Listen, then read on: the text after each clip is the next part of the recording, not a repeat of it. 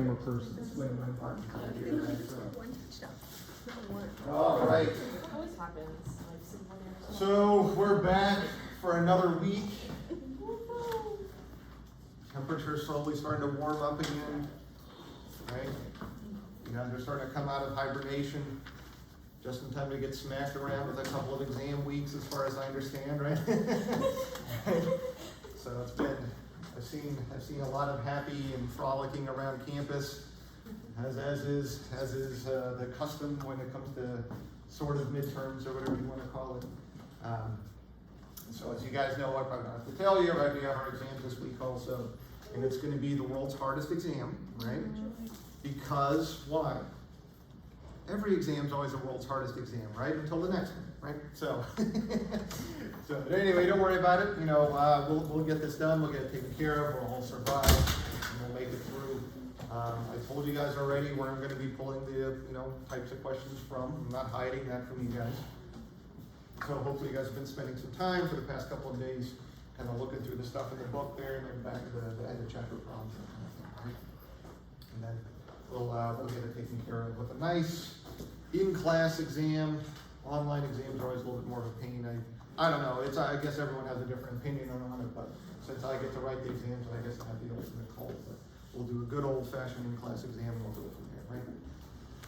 And what we've been doing besides that is we've been going through equilibrium. Probably at the end of this week, or I might even have it due Monday for you guys, just to get a little bit of a buffer in there. We'll probably have our quiz on equilibrium for this chapter. We'll probably do on Monday there, just so you guys don't have to cram too much into 1 week there. Although, I mean, when are you guys not busy, right? So, but anyway, right? So we'll get that squared away too then. And remember, the equilibrium stuff's going to be on the next exam, which will go all together there. Let's see, what else here? So you guys know you don't have labs, right? That's when you guys are expected to come take your exams, which is a nice, I guess, a little bit break there, right? It's not going to be, I mean, you guys are welcome to take as much time as you need for the exams, but I'm not writing a 3-hour exam for you guys, because then I have to grade a 3-hour exam. And guess what I don't want to do? That, right? So, right, we'll come in, we'll take we'll get that done, and then we'll move on with our lives, right? Let's see, what else? I think that's kind of all the other stuff I needed to chat with you guys about. Oh, one of your students reminded me, I hope everyone saw the equation sheet. I forgot to mention this earlier last week, right? The equation sheet that's online for you guys there. Did everyone see that? No? Okay, so take a look online under the modules. There's the equation sheet. That'll be the equation sheet you guys get for everything, right? It'll be printed out along with the periodic table and given to you guys from the exam there. So if you guys have a question like, I wonder if I need to memorize this equation, for the most part the answer is no, right? I'm not interested in that you guys can memorize equations. I'm interested that you guys can apply equations, right? So, use your brain capacity for something, a little bit of a higher level there than just memorizing the equation. But take a look at that sheet, and that should kind of guide you guys along the path, right? Okay, I think that's kind of it then. All right. Oh, I guess maybe, I keep forgetting some of you guys didn't have any for last semester either. So the equation sheet is for it's for the entire semester. So there are some equations in there that we haven't talked about, right? That's not going to be on this exam. It's just, there it is. So you guys get used to seeing it and looking at it and understanding where it is, and you guys can start to know where the equations are when you guys need to look them up as what it is, right? So there's some stuff in there that we haven't chatted with yet, but you guys will see the integrated rate laws are on there, right? You guys will see that.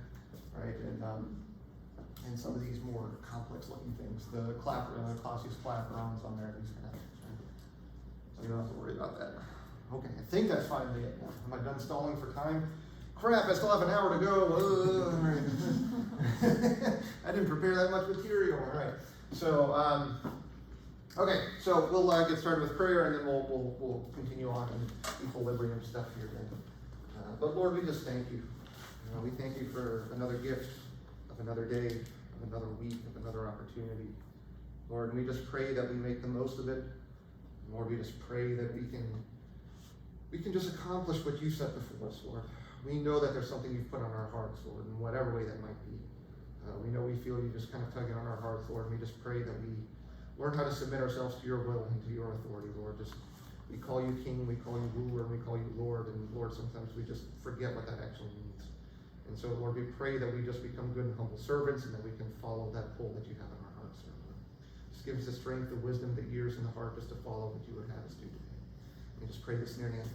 Amen. All right, so equilibrium. We had talked about the generic expression for any equilibrium constant K, right? Is your computer taking off? Is that what it is? Starting to hover, like. What, are you running The Sims or something? But anyway, right, so we talked about the generic expression for equilibrium there. And then we had gotten into, I guess, a new mathematical technique. Right? We had talked about ice tables and how they're going to kind of help us just organize the math that goes into solving these equilibrium type problems. Now for the equilibrium chapter, and the next chapter we get into is acid bases, and then the chapter we get into is more acid bases. We're going to see these ice tables quite a bit, right? The construction of an ice table is not that complex, right? Right, we just have the different components, our initial, our change, and our equilibrium concentrations, right? And then we just use our equilibrium concentrations to write our equilibrium constant, right? That's all it comes down to. And so that's just math on top of math is all it is, right? So what in the world does all this stuff mean? And why do we care? Or if you've had a discerning eye, right? Now, if you've had a discerning eye, you've seen that a lot of the equations that we've put up so far haven't had equilibrium arrows with them, right? So if you go back and you look through all my notes, right, I think it's one of the physics professors, right, who says if you find a typo in the notes, you get like a point or something like that, is what I've been told, right? And so then one of my students, she's like, I'm going to get an A just by finding typos. and she can do it. She's very meticulous with it, right? So I don't offer that because, as you guys know, I don't make mistakes, right? No mistakes anywhere. No, I'm just kidding, right? Of course, there's always some issues that I have, right? And then I forget to change them by the next time I have to teach the class, which is great. So I have to make a fool of myself repeatedly. It's fantastic. All right.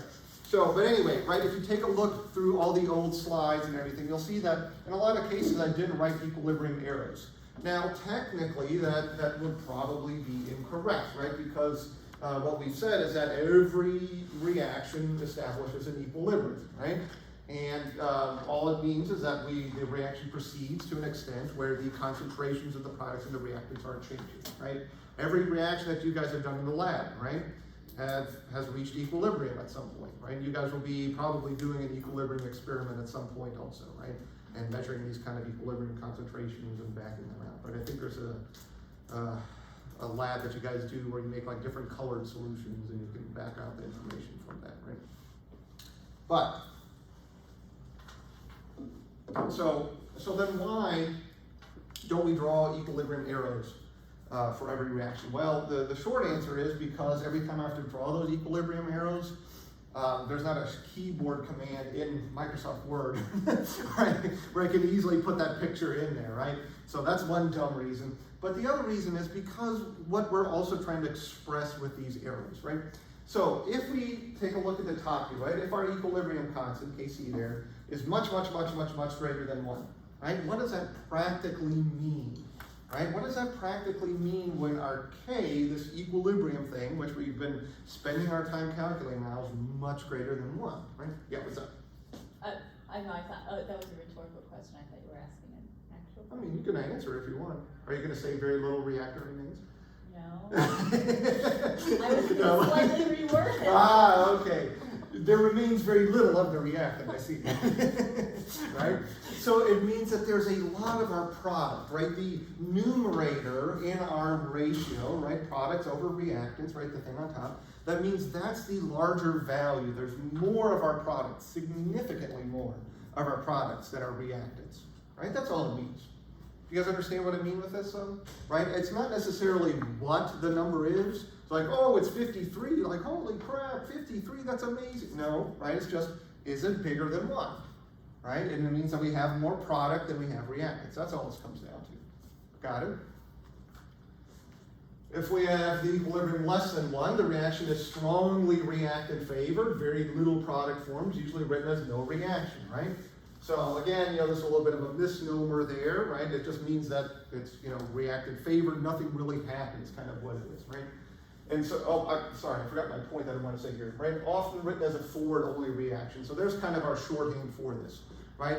And so if you think about these precipitation reactions that you guys did back in Gen Chem 1, I kind of got ahead of myself here a little bit.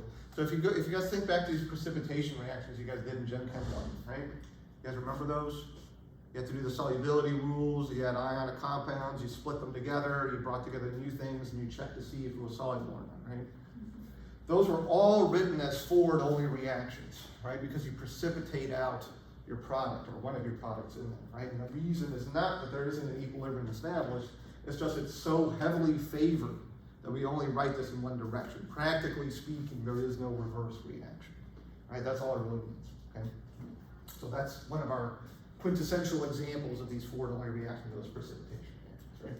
On the other hand here, then we get to the other point that we want to make. If we're much, much, much less than 1, that means our denominator, the thing on the bottom, our product is a larger number, right? And so our equilibrium is less than 1, right? Now, if K is equal to 1, or pretty darn close to 1, right? The reactants or products are at equilibrium, the reactant and product present at equilibrium is equal to 1. That means that the numerator and denominator are about the same, right? That's all it really means with that. Now, what are we going to do with this, or how are we going to use this idea here? And this is what we're going to talk about. So the next kind of chunk of the chapter is how can we tell where a reaction is along the pathway, right? And here's what we mean, right? If I ask you guys to get from here to the target, right? There's a path for you guys to take. You drive along the roads and you get there, right? If I send you guys all out at the same time, some of you guys are going to get caught in traffic, some of you guys are going to pick a different route, right? All these kind of things, hang on a second, right? But eventually you guys will get to the target, right? But all of you guys will be at different paths along the way if I just called you at some kind of time, right? Say, hey, where are you? Well, I got into a wreck on oil well, and I told you not to speak, right? Right? You guys get what I mean? And so what we're going to do is check to see how far along you guys are to your destination, right? By using the equilibrium methods here, and that's all it is, right? So you guys are going to use K to figure out if the reaction is going to go forward or the reaction is going to go backwards, is what it is. Okay? What's up? It was a stupid comment involving the analogy. Ah, okay. Thank you for calling my analogy stupid. That makes me feel very appreciated. No, I said it was a stupid I'm joking, comment I'm for the analogy. I didn't say the analogy was stupid, I said that the comment that I had. I'm picking on it, don't worry about it. Right, so we have a brand new equation here. That's capital Q. Now what you'll notice with capital Q is that capital Q is equal to the concentration of the products, their powers, over the concentration of the reactants, their powers. Wow. Is this any different? I'm mind blown. No, right? This is exactly our equilibrium expression, right? There's nothing different here. But, right? The concentrations may or may not be the ones that are at equilibrium. That's all it comes down to, okay? So we call Q the reaction quotient, and when we say it can predict the direction, I'll give you guys a visual of that in just a minute here, right? But what we're saying when we calculate Q is just which direction is our reaction going, right? Is it going towards the products, right? Towards equilibrium, away from equilibrium, right? Towards the products, reactants, this kind of thing, right? That's all we need. And down here is the point that we need to make, right? When Kc is equal to Q, right? Then our reaction is at equilibrium, right? So Q is just a value, a variable that they picked, right? To represent this reaction quotient. They've already used too many K's, as you guys are aware of, right? We got potassium, we got Kc, we got Kp, we got K for the rates, right? So they said, okay, now we need Q's. Cool. Why don't they use any other letters, like? Well, that's honestly some of the ideas, right? Is, a lot of the letters already mean something else, right? So it's difficult to find something They should different. just start using the Star Wars alphabet at this point.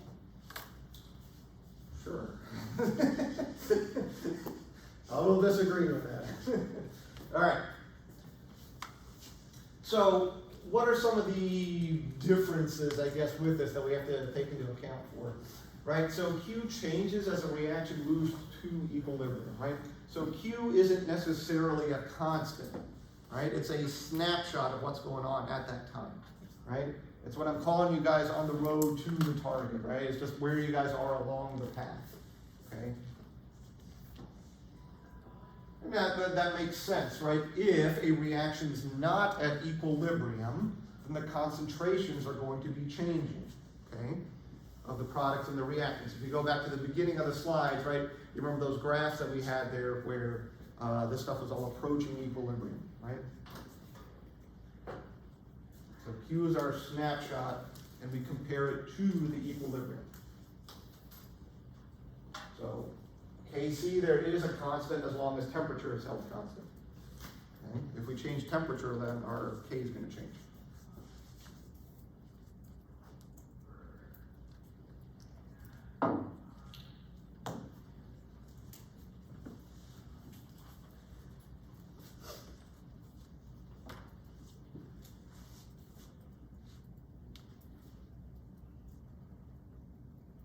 So then for the bottom part here of the slide, you guys see what the whole point is, or how we're going to check this, or how we're going to use it, right? If Q is less than K, right? If Q is less than K, then, right, we have to increase to reach our equilibrium, right? We make more of our product, use up our reactants, and we say the reaction moves forward, right? Forward just means towards the products. Reverse just means towards the reactants. That's all we really mean with that, right? It's just arbitrary kind of directions. Sometimes you'll see in the books they say they move to the right, it moves to the left, these kind of things. You'll probably even hear me say this every once in a while, right? Forward and backwards, right and left, that kind of thing. Okay.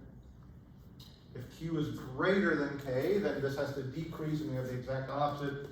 Make less of our products, aka more of our reactants, and move backwards or move in the reverse. Right? Good?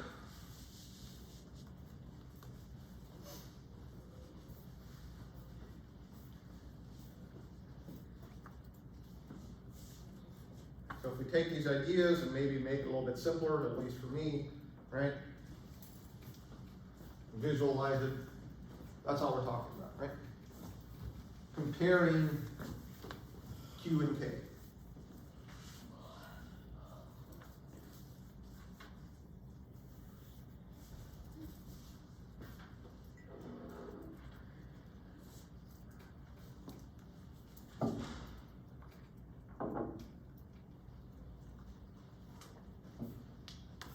Make sense?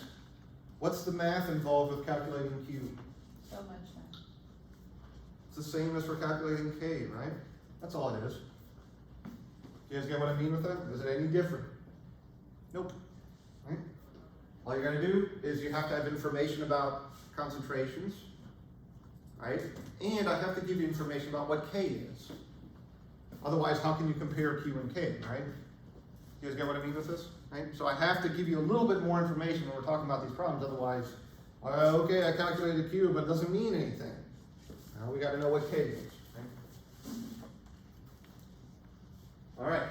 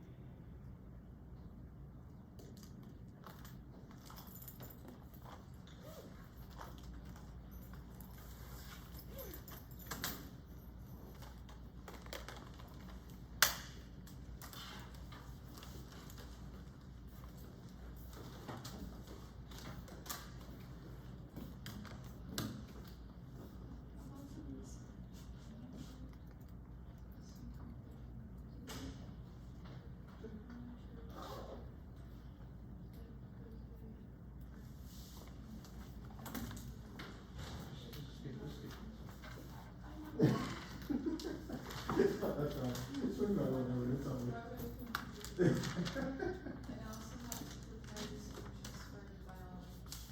And you have to study for your exam. Huh? And you have to study for your exam.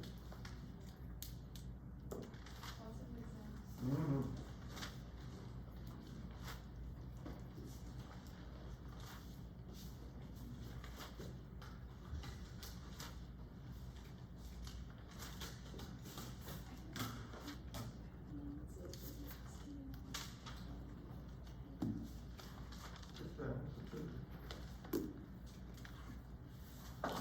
Did I leave something on here? 4 from there, 2 from there, that's 6 over there. Oh, yeah, I think it's just maybe. Yeah, so, yeah, here's something else. Good track though, right? Always something for the look for. I'm not that tricky yet, it's 8 AM, right? If it was 8, if it was 9.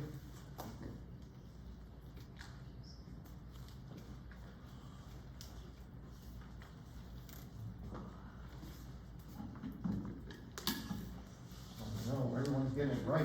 I have no idea what I have to ask more difficult questions. I have to meet my quota of failing students. So, remember, what we're asking here is which direction is something going, right? So we don't know if it's at equilibrium, we don't know if it's at K, so calculate Q, and then compare it to K. Cool. Other direction.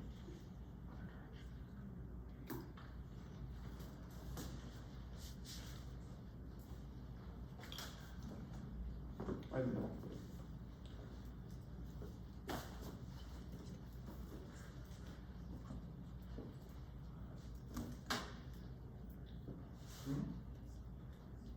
Yep, that's it.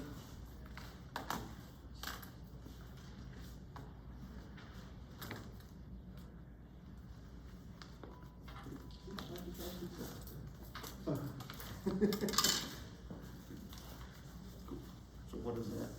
Oh, there it is, okay. All right, I like it. Nice, simple, not easy, right? Remember we need to calculate Q, right? And Q is our product over our reactants. And so 3 squared, right, over SO2 squared and O2. Good? Oh, Do we have information about the concentration of the sulfur trioxide? yes. Yeah. Do we have information about the concentration of sulfur dioxide? Yep. We have concentration of O2. Cool. So we do everyone's favorite, which is plug and chug. And we get 0.25, 0.25 squared. Good. SO2 was 0.085 squared and 0.1. Right? If I did my math, I got about 86.5. 86.5, holy crap! Wow. It's less than 10. I was gonna expect something different, but man, 86, that's amazing. You guys think it would be 86? What does 86 mean? It means 2 things for us. It means what? Right? It's less than our K, right? Which tells us what? We need to make more of our products, right? Q is less than K, so we need to make more of our products. It's gonna go in the forward direction, to the right. Got it?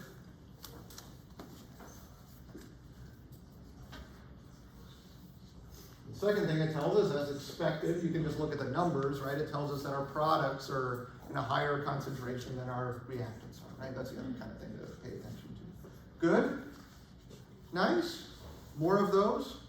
On the next exam, just a page full of all those, right? Too bad.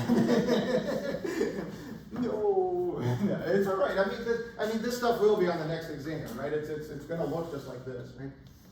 Wait, So, so yeah, what's up? Is the reaction going forward or back? Forward, right? Because Q is less than K, right? So we need to make more to get up to 245, right? So it means we gotta increase the numerator and decrease the denominator, right? To make a bigger number.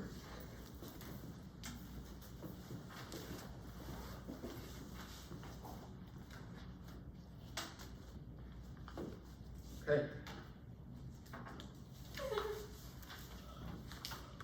Now we take a slight turn with things, but not necessarily related to Q, but backing out and taking a look at just what K means in this case and what we can do with it.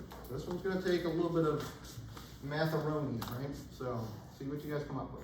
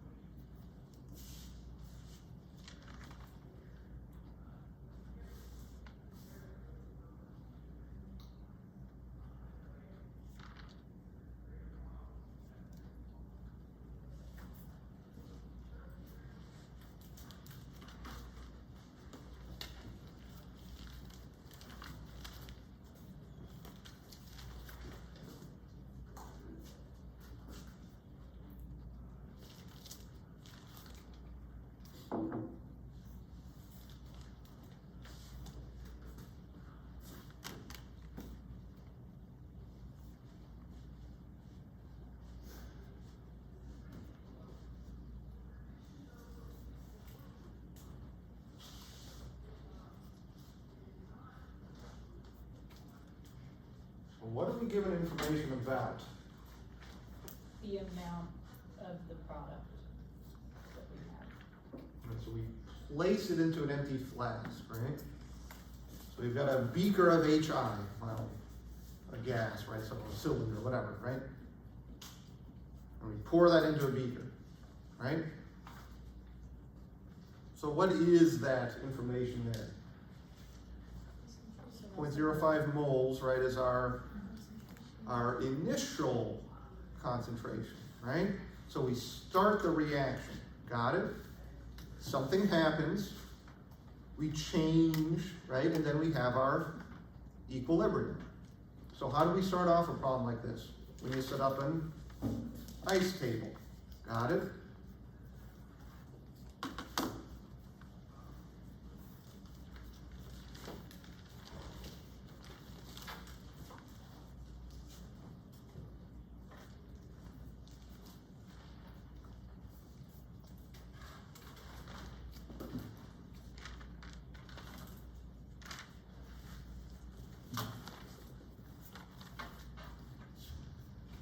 You know, just to double check in case you got tricksy professors, right? Take a look, what did I say? It's a 1 liter flask, right? Take a look, I gave you values of moles, but remember we're dealing with Polarity. concentration, got it? Right, so moles per liter, so just make sure that you're double checking your units is all I'm saying, right? So how much of my H2 and I2 do I have at the beginning? None? None, right? Cool, so see what you guys come up with.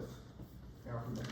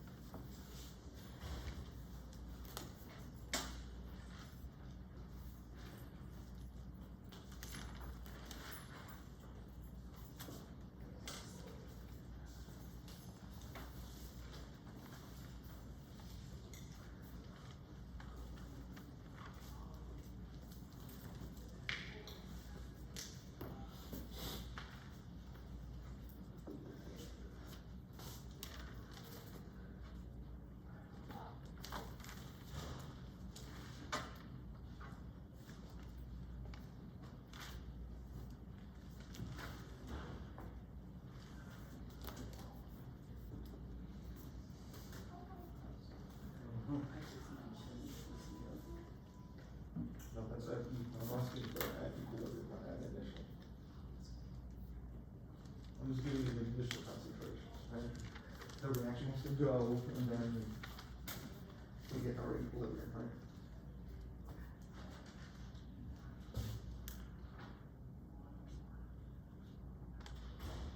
Oh, okay. Mm-hmm. Is there a right term? How did you get those? I put like in equilibrium, which would be. This isn't the equilibrium concentration of HI. That's the initial concentration. Okay. Mm-hmm.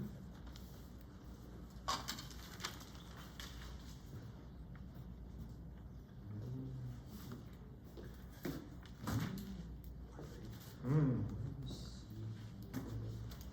These are changes, right? Where we gain and we lose things. Okay?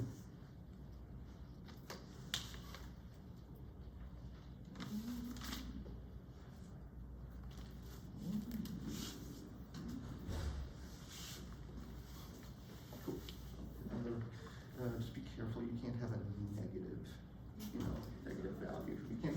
There's no such thing as a negative concentration. Right? So.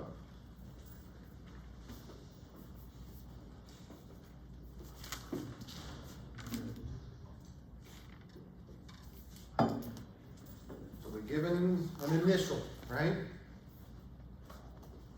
And you start to mix the cake stuff together and something starts to change.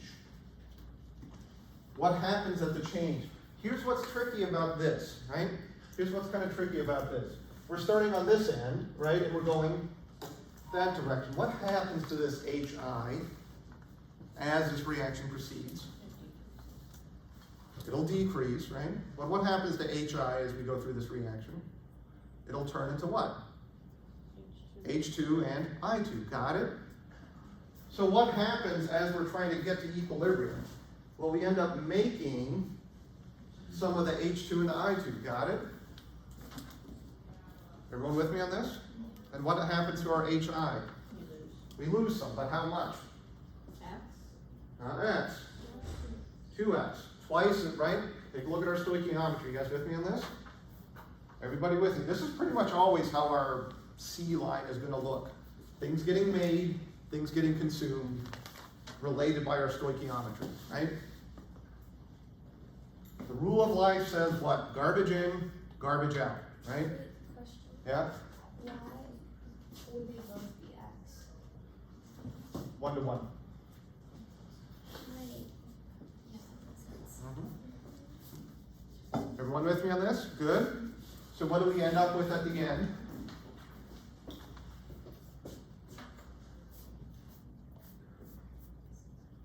So x, 0.05 minus 2x. Good?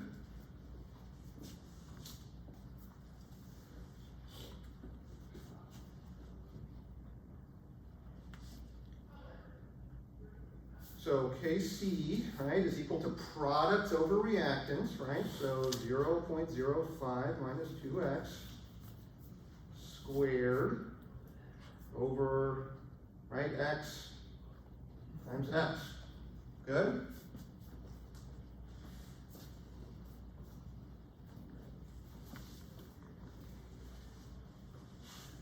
Remember, what's tricky about this is when we're dealing with equilibrium, it doesn't matter where we start, right? What's Kc equal to? 76. 76. Can you solve this? Do you have an equation with a variable in it? Yes. Yes. Okay. And this is equal to 76. Right?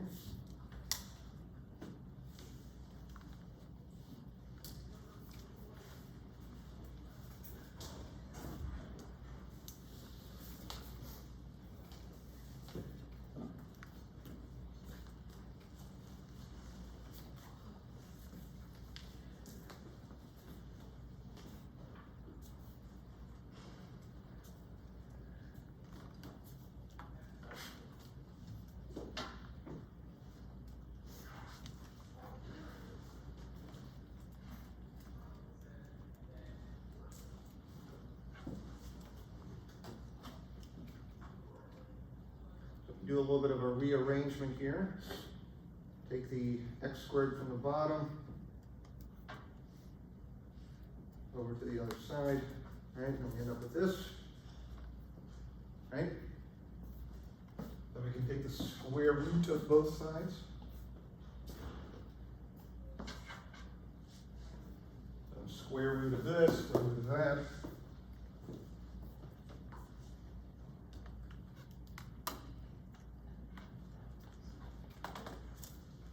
So 8.178 x equals, careful here now, right? Plus minus, right? 0.05 minus 2x, right? Don't forget that when you take the square root of a function, right, it's plus minus. Right? So we need to solve for two x's technically, right? Take your plus through here and solve for x, and take your minus through there and solve for x.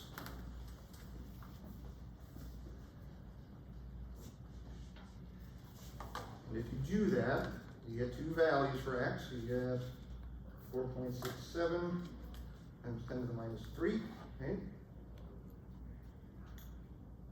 Or you get x equal negative 7.44 times 10 to the minus 3. Now, one of those are baloney. What does x represent? It represents two things for us. Well, really represents one thing in two places, right? If you take a look, right? If you take a look, x represents the equilibrium concentration, right, for my H2 and my I2. You guys with me on this? Can you ever have a negative concentration of something? No, right? So what does that tell us about this value here? It's meaningless, right? So our x has to be that value here. Yeah, what's up? Can you say again, or repeat how you worded what x is? Take a look at our ice table up there, right? In the E line, at equilibrium, x represents the concentration of H2 and I2, Okay. right? So we know this has to be a positive value. Good? Are we done? Sort of, right? We're not too far away, right? I think the question asked, I think, well, we are done, right? Isn't it? Almost, right? So we have the concentrations of H2 and I2, right? So let's just get that written out so we feel good about ourselves. Concentration at equilibrium is 4.67 times 10 to the minus 3. I2 is the same, right? And then HI, right, is going to be equal to 0.05 minus 2 times 4.67 times 10 to the minus 3. Right? And I got that to be 0.04%. Good?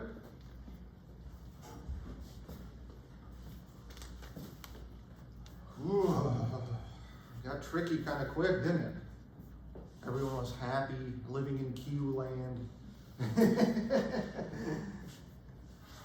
Then you got Gen Chem 2, all right.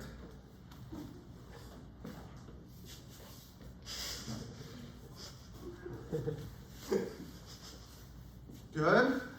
What's tricky about this? Go ahead, what is it? Okay, no. Right? So first of all, you have to know how to use your ice tables, right? That's step number one. Now these ice tables are going to be set up, generally speaking, all the same way, right? Generally speaking, they're all going to be set up the same way. So what does that mean? You guys just have to get comfortable with getting them set up and filling in the right parts of it along the way. Right? Understanding initial versus the change versus the equilibrium concentrations. Okay? Once we have our equilibrium expression, then we just have to go through and math it up and solve for what that x is. Okay? Don't worry, it gets worse. I have a terrible example for you guys. What? And I'll tell you why it's terrible, although you guys will figure it out very quickly also. Okay? But basically, at the end of the day, we just have to solve for x. Okay? Now, I know you guys are in the mode for exam for tomorrow. I got that, and I understand it, that's fine, I respect it, right? But this ice table stuff is gonna be with you guys for the next 3 chapters. So you gotta know how to do it, okay? Good. A little bit of practice, starting Wednesday, or, you know, whenever you're done with your exams that you have, right? Start to look through this stuff, okay? All right, let's see how it gets worse.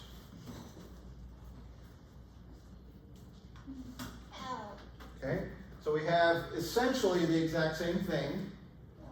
Okay. We have a reaction, I give you an initial concentration, we set up our change, we have our equilibrium concentration status, right? But when we go through and we get our x's and all this kind of stuff, we have a quadratic. So how do we solve a quadratic equation? Math. Could you use the calculator? Exactly, right? We gotta do, let me see if I can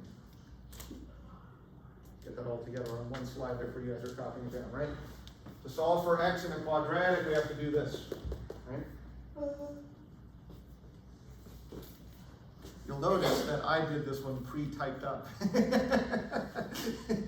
Why? Because you didn't wanna have to write all this stuff out and keep it straight. Yep. Gets pretty complex very quickly. Right?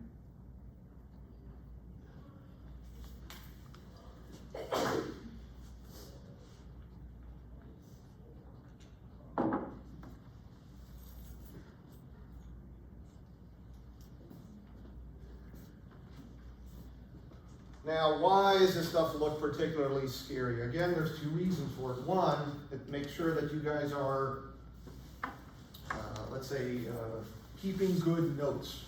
Making sure you have everything nice and labeled and you know exactly where everything's coming from. The second thing is, when was the last time you used this beast? Last year. A year ago? 2 years ago? 3 years ago, right? Never. Yesterday? Anybody? No? No? You guys weren't at church yesterday and they were giving the homily and let me tell you what hell is. It's negative b plus minus. It's good. I'm joking. No, right? And that's just all I'm saying here is it comes from practice with it, right? I don't use, you know the last time I used this was? The last time I taught this class, right? Which was, I think, like 3 years ago at this point. Ugh, right? What? You haven't been teaching Gen Chem? No, I've been stuck in OChem world, in Gen Chem 1. It's okay now, right? So, right, that's the last time I used that. But at the end of the day, is this all that complex? Not really, right? You just have to know how to plug the stuff in, right? You just have to have it in front of you, and I will always give you guys this, right? It's not like I expect you guys to memorize that, although some of you guys have it, right? We just gotta plug it in there sometimes, right?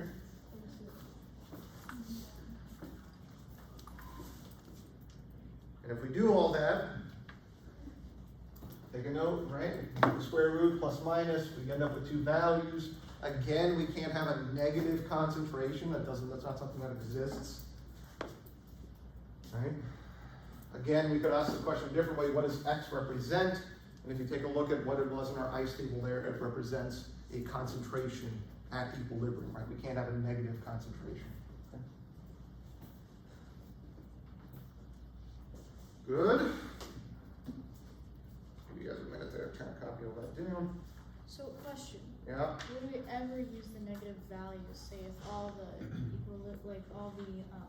things we had for the equilibrium had a negative? Sometimes it won't give you a positive and negative value. Sometimes it'll give you 2 positive values. And then you have to again think about what it means. What'll happen in cases like that, one of these won't make any sense. It'll be more than what you like, it'll be way more than what you started out with or something like that, right? It'll lead into a negative value when you subtract it out of something, right? Those are a little bit more rare, but there's always, anytime you have these 2 values, always just stop and think about what they represent, right? That would be the best way to approach that. just plug them into the equation, it's like, oh, this gives me a negative value of concentration even though one of them is positive, right? Good?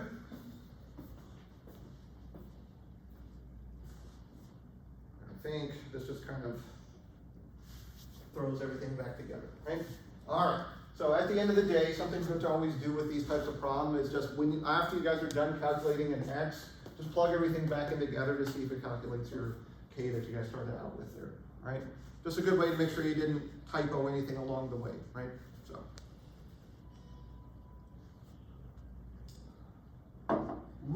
Okay, good news then, yes?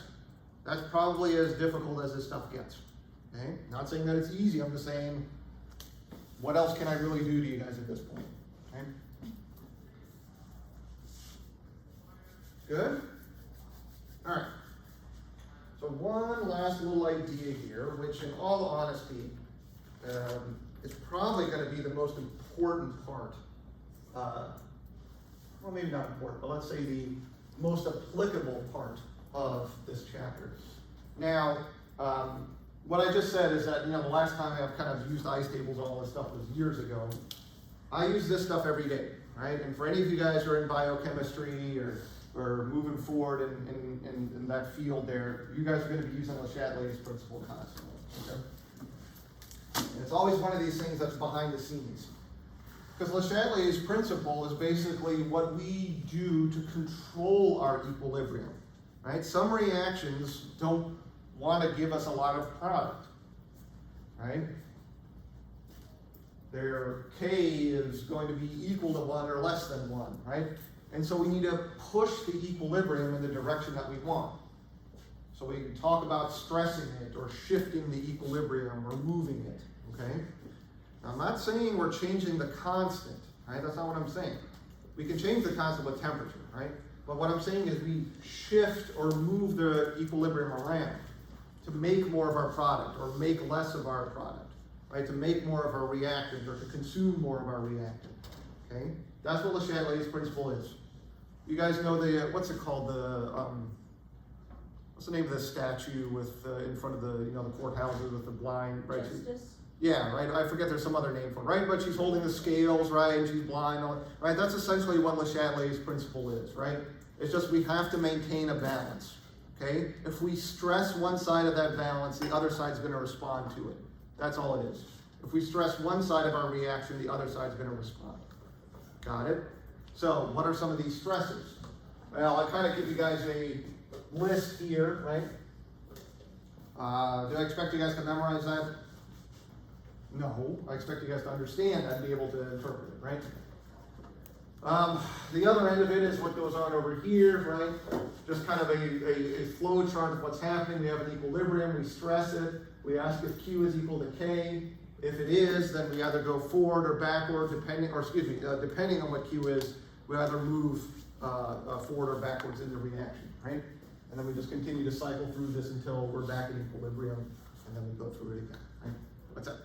Which one is incorrect? The shift on increased temperature or decreased temperature? Because they both say exothermic reaction is favored. So which one is supposed to be endothermic? Where is it? Increased temperature. Let's see, you're talking about these two here? And under the shift column, they both say exothermic. Away from the heat energy. Oh, so it's away or towards the heat, right? So which direction is exothermic is the way that should be read, right? If you go forward and it's exothermic, then the reverse is endothermic, Oh, okay. right? That's all. So it's saying, as you change temperature, take a look at which side has heat as a product. Might be a way of thinking about that, right? Cool. All right, I think at the top there, that wall of text, I'm not going to read it to you guys, but I think that's the actual statement from the book about what Le Chatelier's principle is, right? But for our purposes, it's just how can we move the equilibrium to kind of get us to where we need to go to make the products that we need to do, right? All right. So, now let's take that fairly complex idea and start to break it down into different chunks here and look at some different individual parts of it. So if I add something on the left-hand side, right, if I add A or B, right, then what we would say is that, the system adjusts to remove it. Okay, what in the world does that mean? So let's think about this for just a second. So the stuff on the left-hand side there, right? In our culture, we read left to right, so we can think about it in a way that that's our products, right? That's the stuff that we're adding in, our reactants, that's the stuff that we add in. If I add more reactants, what's the logical thing that's gonna happen? More of them are gonna react, right? And we're gonna get more of our products. You guys get it, right? That's all that's really saying.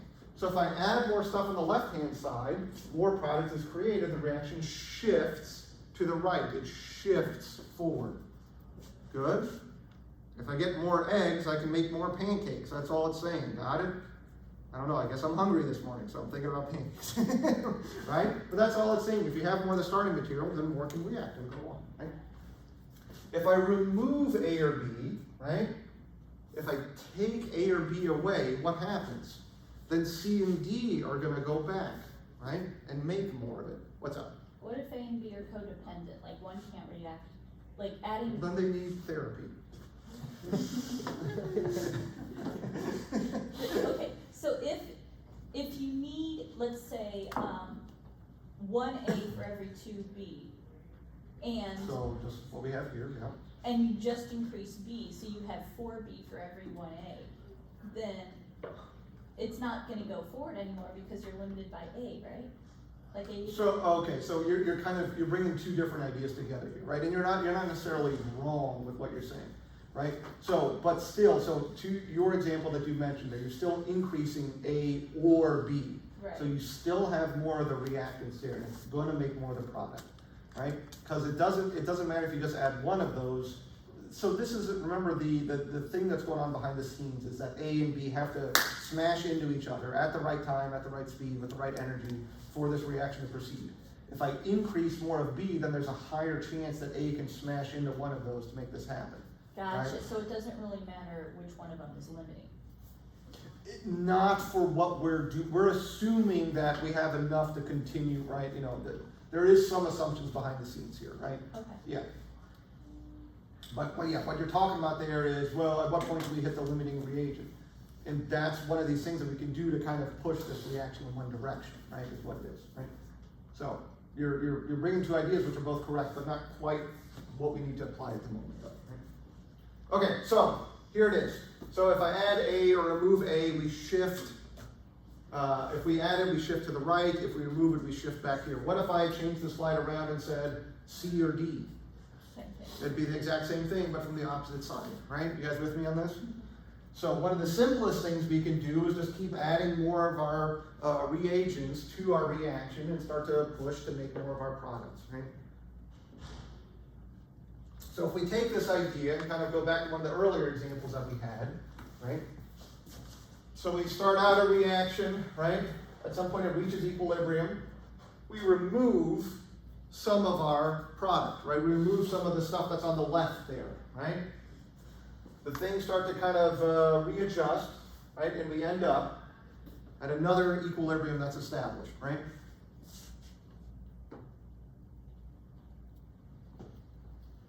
So if you kind of like periodically filter out your product, then you'll end up with more product over time. Yeah, that's one way that we do it, yeah. Mm-hmm. What's up? Like graphically, is there anything significant when those two lines meet at that intersection point? I mean, that's just where the concentrations are equal, right? Okay. I mean, is there anything significant with it? Yep. Maybe not. Okay. Yeah. Like I said, I'm more interested in where the stuff levels off, right? Where it reaches equilibrium, Yeah. right?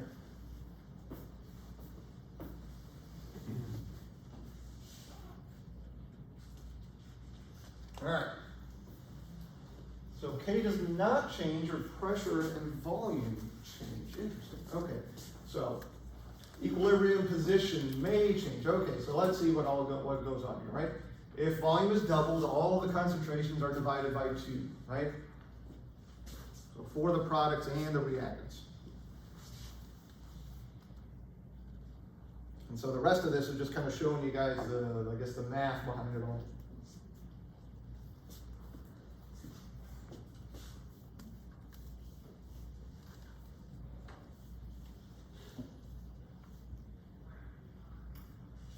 So we'll pick this up then on Wednesday, and we'll kind of talk a little bit more about what's going on with these types of pressure and volume changes, okay? I'll let you guys finish copying this down, and then we'll call it a day.